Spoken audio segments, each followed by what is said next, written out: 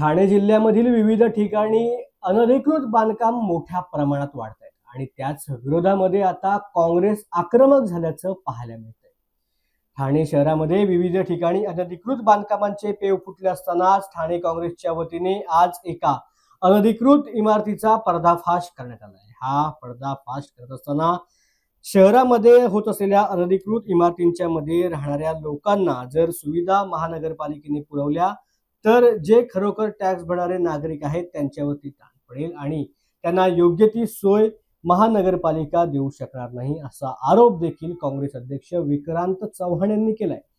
महाराष्ट्र राज्याचे मुख्यमंत्री देवेंद्र फडणवीस आणि दोन्ही उपमुख्यमंत्री हे राज्य रामराज्य आहे असे म्हणतायत, मात्र अनेक अनधिकृत इमारती असतील किंवा अनधिकृत बांधकाम असतील ह्यांना मात्र परवानगी ह्याच राज्यांमध्ये दिली जात आहे। त्यामुळे आता ह्या अनधिकृत बांधकामावर जर कारवाई झाली नाही तर महानगरपालिका आयुक्त यांच्या दालनासमोर आमरण उपोषण आपण करणार असल्याचं देखील ठाणे शहर तसेच ठाणे शहर जिल्हा काँग्रेस अध्यक्ष विक्रांत चव्हाण यांनी मत व्यक्त केलं।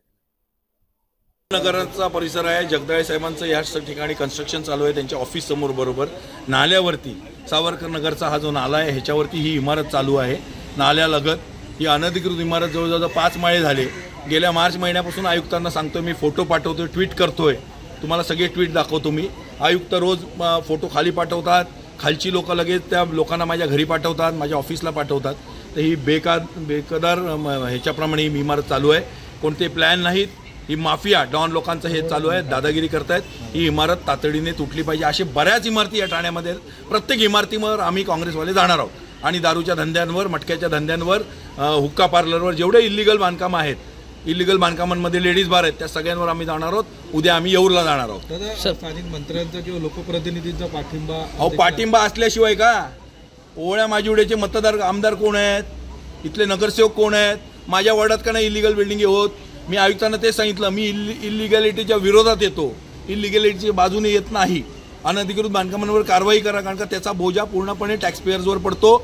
यांना ज्या नागरी सुविधा बघा मीटर घेतलंय, उद्या ह्यांना पाणी देणार, म्हणजे हा जो नागरी सुविधा पुरवण्यासाठी बोजा महापालिकेवर आधीच महापालिका आर्थिक डबखाईला आहे आणि हा सगळा बोजा या अनधिकृत बांधकामांचा हा संपूर्णपणे टॅक्सपेयर जेन्युइन टॅक्सपेयरवर पडतो आणि मग ही महापालिका डबखाईला, पगाराला पैसे नाहीत, घनकचऱ्याची व्यवस्थेचा प्रश्न आहे, व्यवस्थापनाचा, वाहतुकीचा प्रश्न आहे।